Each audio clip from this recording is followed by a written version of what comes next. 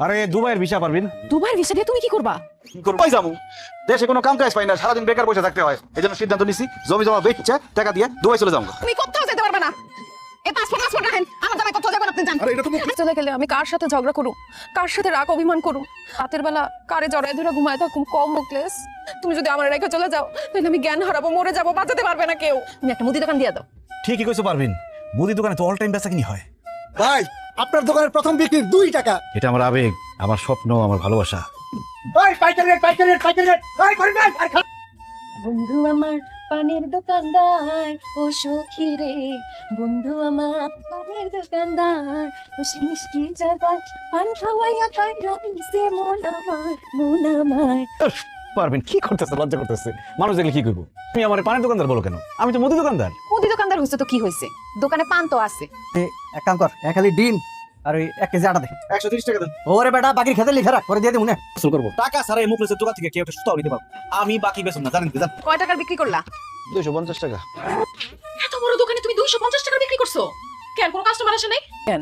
আরে কিভাবে বিক্রি করুন কও পারবেন? সবাই এসে খালি বাকি নিতে চায়, কিন্তু আমি তো কারো কাছে বাকি বিক্রি করুন না, অন্য কারো কাছে বিক্রি করি নাই। ব্যবসার শুরুতে প্রথমে তোমাকে বাকিতে বিক্রি করতে হবে, আর সবার কাছে বাকিতে বিক্রি করবা। না। কালকের থেকে তুমি বাকি দেওয়া শুরু করো, দেখো 1 মাসের মধ্যে তোমার ব্যবসা কই যায়। কইতেছো? তাহলে কালকে থেকে বাকিতে বিক্রি শুরু করুন। বারেক ভাই, কে কইছে আপনারা যে আমি বাকিতে বিক্রি করি না? আমি দোকানে দিছি বাকি বিক্রি করার জন্য। আমার দোকানের নাম মুকলেস এন্টারপ্রাইজ বাদ দিয়ে এখন দিমু বাকি এন্টারপ্রাইজ। বাকি ছাড়া আমি কোনো কিছু বিক্রি করুম না। এখন কি কি লাগবে সব বাকিতে নিয়ে যান।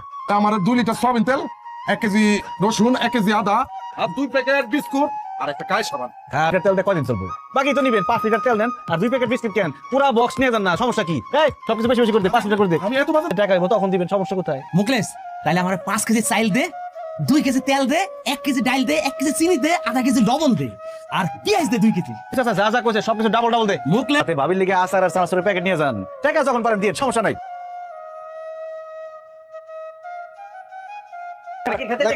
কিন্তু 2800 আর জসিম 3500। বিক্রি কেমন চলতেছে? আরে বেচা বিক্রি তো খুবই ভালো চলতেছে, তোমার বুদ্ধি কাজে লাগছে। এখন সব কাস্টমার আমার দোকান দিয়ে কিনে, দেখো দোকান অর্ধেক খালি বানায় ফেলাইছি। তেমন বেচা কিনে হইতাছে, এইভাবে আর 2 দিন বেচা কিনে হইলে পুরো দোকান একদম ফাঁকা হয়ে যায়। সামনা মুদি দোকান দাও, বইয়ের বুদ্ধি যে কাজে লাগে সেটা হারে হারে টের পাইছো তো। বুঝলাম না, বেলা 10টা বাজে গেছে, বইয়ের হচ্ছে কেন? দোকান খুলবা না? গল্প তো থাকলে তো লাভ আছে, দোকান তো পুরো খালি হয়ে গেছে।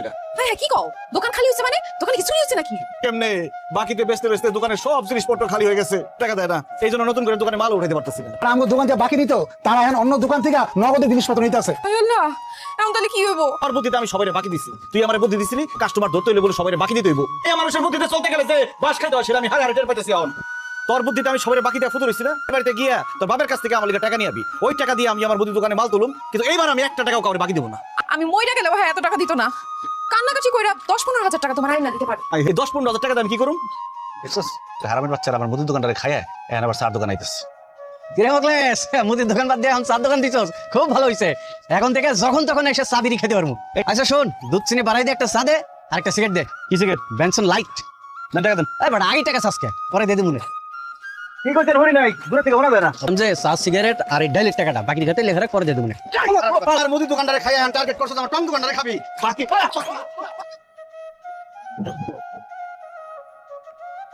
কি ব্যাপার মুকেশ ভাই, আপনারা আমাকে সামনে থেকে ভাতের প্লেট নিয়ে খাওয়া শুরু করছেন কেন? দেখাইতেছি হবে না, তোর যদি খিদে লাগে বাড়িতে যাই রান্না বান্না করে খা। আমার বাড়িতে এসে জামাই বউ মিলা আমার খাওন খাইতে আসছেন, সমস্যা কি? আমি কি বাড়ির মধ্যে এতিম খোলা খুলে বসছি? কারণ আমি বাকি নিয়ে বাকি টাকা দেন নেই, এই জন্য আমি বাড়িতে কোনো বাজার করতে পারি নাই, তাই আমার বউ কোনো রান্না বান্না করতে পারেনি। এই জন্য সিদ্ধান্ত নিয়েছি এখন থেকে 3 বেলা আপনার বাড়িতে খাবো। শুধু আর মুখলেশ তুই আমার শার্ট নিছিস কেন? আরে এই শার্ট পরবো, অসুবিধা কি? এই শার্টটা সুন্দর আছে, আমি পরবো। আপনি আমার শাড়ি নিয়েছেন কেন? কারণ এই শাড়িটা আমার খুব পছন্দ হয়েছে। শাড়িটা খুব মানাইছে। খবরদার ফালতু কথা কইবেন না, আমার শাড়ি দেন, জানেন দিকে। না দিলে এবার থেকে যাবোই না। তুমি একটা শাড়ি পরে বইরেছো কেন? আমি আলমারি থেকে গয়না গাড়ি নিতে না। ভাবি আলমারির চাবিটা দেন, গানা গাছে নিয়ে আসি। আরে ভাবির কাছে চাবি চাইলে ভাবি দিব, আলমারি ভাঙা নিয়ে যেতে। চলো ভাঙ্গি তাই। আল্লাহ ভয় লাগে, আল্লাহ ভয় লাগে, আমার আলমারি ভাঙেন না। এই তুমি দাঁড়িয়ে আছো কেন? তুমি ওখানে আলমারি দাও।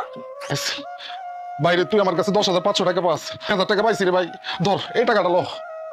বিশ্বাস কর ভাই, এই টাকা ছাড়া আমার কাছে আর একটা টাকাও নাই। আমি তোর কথা দিতেছি অল্প কয়েকদিনের মধ্যে তোর বাকি টাকা পরিশোধ করে দিব না। ও বুঝছি, পুরো টাকা দিব না, 3000 পয়সা দিলে সব বড়। ঠিক আছে। এই দাঁড়িয়ে আছো কেন? তুমি আমি জানি তোমার কাছে টাকা আছে। তুমি দাও, কি করে করবে না? টাকা দিয়ে দাও।